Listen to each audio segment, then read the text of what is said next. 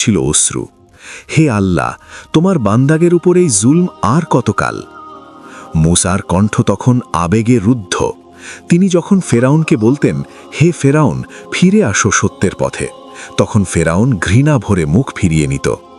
ফেরাউনের এই ঘৃণা কোনো সাধারণ মানুষের ঘৃণা ছিল না, এই ছিল এক অবাধ্য দাম্ভিকের স্রষ্টার বিরুদ্ধে বিদ্রোহ। মূসা আলাইহিস সালামের চিন্তাক্লিষ্ট মুখ আর নীল নদের বিষাদময় দৃশ্যগুলো ফুটে উঠবে। রাত বাড়ে, মিশরের আকাশে চাঁদ ওঠে, কিন্তু ফেরাউনের মনে শান্তি নেই। সে যতবার মূসাকে শেষ করে দিতে চায়, ততবারই মূসার রবের পক্ষ থেকে কোনো না কোনো নিদর্শন চলে আসে।